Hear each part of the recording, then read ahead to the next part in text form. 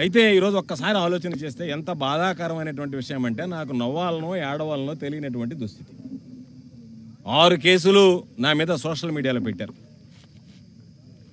నేను అధికారంలో ఉన్నప్పుడు మంత్రిగా ఉన్నప్పుడు నా మీద చేసినటువంటి విమర్శల మీద ఒక్కసారి కూడా నేను సోషల్ మీడియాలో కేసు పెట్టించినటువంటి దాఖలాలు లేవు. 6 కేసులు పెట్టారు.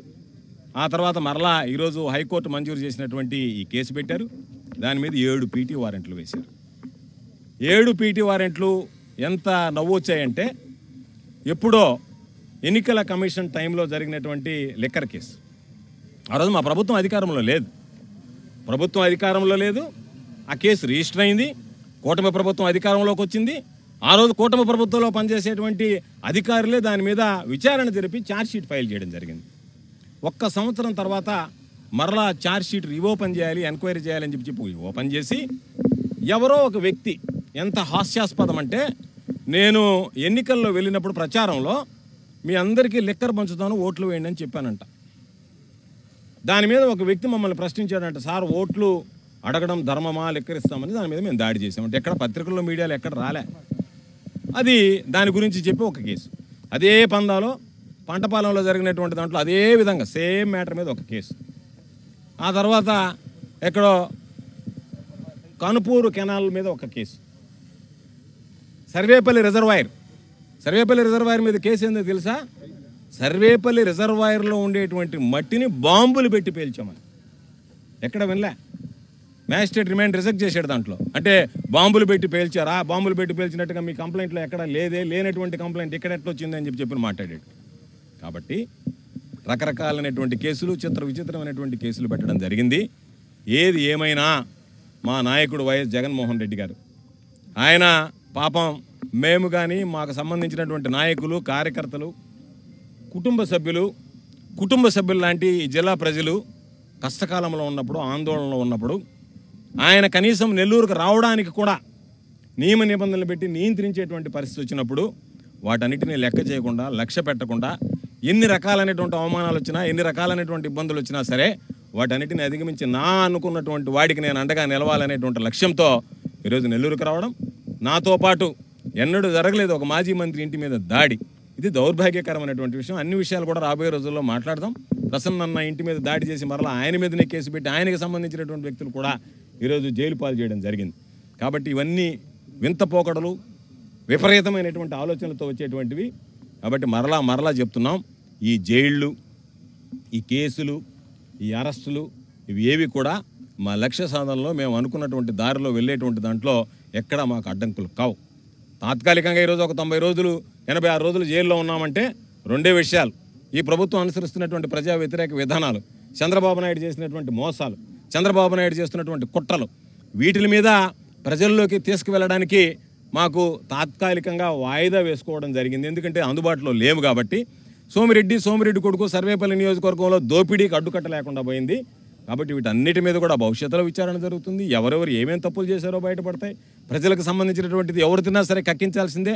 అందుకే నేను ఎక్కడా కూడా మరొకసారి మీ అందరికీ స్పష్టంగా చెప్పదలుచుకున్నాను, ఎక్కడా కూడా ఏ కోర్టులో కూడా జరిగినటువంటి అన్ని కేసుల్లో కూడా నేను తప్పు చేయలేదు, నాకు బెయిల్ ఇవ్వండి అని అడిగాను తప్ప నాకు ఆరోగ్యం బాగలేదు, ఇంకో కారణాలు ఉన్నాయి ఎక్కడా కూడా 8 కేసుల్లో ఎక్కడ ఒక్కదానిలో కూడా అడిగినటువంటి దాఖలాలు లేవు.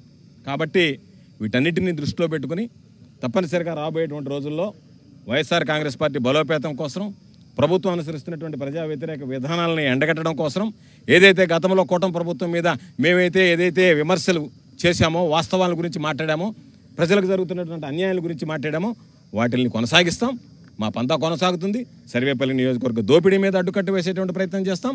కాబట్టి ఎక్కడ కూడా అలుపెరగనటువంటి పోరాటం చేస్తాం తప్ప ఏదో కేసులు పెడితే మరలా భయపడి గమ్మైపోతామేమో, మరలా కొత్త కేసులు పెడతారేమో అనేటువంటి ఆలోచన లేదు. నేను అనుకున్నా నిన్న నాది వాయిదా పడింది అంటే బహుశా మరలా కొత్త కేసు ఏదన్నా సృష్టించడానికి మరలా ఏదన్నా ప్రయత్నం జరిగిందేమో, అందులో భాగంగా బెయిల్ వచ్చింది కాబట్టి మరలా ఏదన్నా ఒక ఎఫ్ఐఆర్ కట్టి పొద్దున్నే పీటీ వారెంట్ ఎత్తుకొని వస్తారేమో అని చెప్పి అధికారులు వచ్చి సార్ మీరు విడుదలయ్యారన్నంత వరకు నేను రెడీ కూడా కాలేదు, గమ్ముగా కూర్చొని ఏమైనా కేసు వచ్చిందేమో లేదు చూద్దామని చెప్పాను.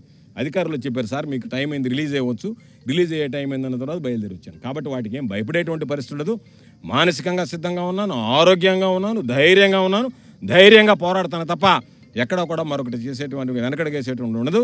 ఏదేమైనా కష్టకాలంలో మాతో ఉన్నటువంటి మా నియోజకవర్గాల ఇన్ఛార్జీలు కానీ, ఉన్నటువంటి స్థానికంగా ఉండేటువంటి మా ప్రజాప్రతినిధులు కానీ మరీ ముఖ్యంగా ప్రజలు, వైఎస్ఆర్ కాంగ్రెస్ పార్టీ నాయకులు, కార్యకర్తలు వీళ్ళందరూ కూడా బాధేసింది. ఎందుకంటే అరెస్ట్ అయిన రోజు ఒక్క కుటుంబం చాలామంది చెప్పారు పాపం, అయ్యా మేము భోజనం చేయలేకపోయామని చెప్పి బాధపడ్డారు. కాబట్టి వాటి అన్నిటినీ కూడా ఈరోజు అధిగమించి ఈరోజు నేను బయటకు వచ్చా. తప్పనిసరిగా నన్ను నేను కాపాడుకోవడంతో పాటు మాకున్నటువంటి కార్యకర్తలను కూడా ఎన్నిసార్లు జైలుకి పంపించినా సరే పాపం జైలు చూస్తే అందరూ వైఎస్ఆర్ కాంగ్రెస్ పార్టీ వాళ్ళు అంటున్నారు పాపం, అయ్యా వచ్చేదాకా భయం వేసింది, వచ్చిన తర్వాత ఏం ఇబ్బంది లేదు, మా వాళ్ళకు కూడా పోయి చెప్తాం ధైర్యంగా పోరాడంటారా నాయన, దేనికైనా సరే సిద్ధంగా ఉండండి, జైలుకి లెక్క చేయబాకండి, జైలు అనేటువంటి లెక్కే లేదనేటువంటి మాట మాట్లాడతాం, కాబట్టి మేము వీటిని లెక్క చేసేటువంటి పరిస్థితి ఉండదని చెప్పారు. చంద్రబాబు పుణ్యాన వైఎస్ఆర్ కాంగ్రెస్ పార్టీలకి మనోధైర్యం కలిగించేటువంటి పరిస్థితి ఏర్పడింది. కాబట్టి తప్పనిసరిగా ఇదే పందాల కొనసాగుతాం. ప్రభుత్వ వ్యతిరేక విధానాలని ప్రజల్లోకి తీసుకువెళ్తాం. ఖచ్చితంగా ఈ నియోజకవర్గంలో జరుగుతున్నటువంటి సోమిరెడ్డి కొడుకుల దోపిడీని అడ్డుకుంటాం. అంతే తప్ప ఎక్కడా కూడా మడమ తిప్పినటువంటి అలుపెరిగినటువంటి పోరాటం చేస్తానని చెప్పి ఈ సందర్భంగా మీడియా మిత్రులందరికీ తెలియజేస్తూ మీతో కూడా గ్యాప్ వచ్చింది. సాధారణంగా మాట్లాడేటువంటి ఫ్రీక్వెంట్గా కాబట్టి మిమ్మల్ని చూసినా కూడా చాలా సంతోషంగా ఉంది. మీడియాని చూసినా కూడా రోజు దాదాపుగా వారానికో 2 సార్లు 3 సార్లు చూసేటువంటి వాడిని 3-4 నెలలుగా చూడలేకపోయాను. కాబట్టి తప్పనిసరిగా మరొకసారి ఈరోజు నా విడుదల సందర్భంగా విచ్చేసినటువంటి ప్రతి ఒక్కరికి, స్థానికంగా ఉన్నటువంటి మా శాసనమండలి సభ్యులు, జిల్లా పరిషత్ చైర్పర్సన్ గారు, నియోజకవర్గాలకు సంబంధించినటువంటి ఇన్ఛార్జీలు, మాజీ శాసనసభ్యులు అందరూ, నేను లేనటువంటి లోటు తీర్చినటువంటి నా బిడ్డ అందరికీ పేరు పేరున హృదయపూర్వకమైనటువంటి ధన్యవాదాలు తెలియజేస్తున్నాను.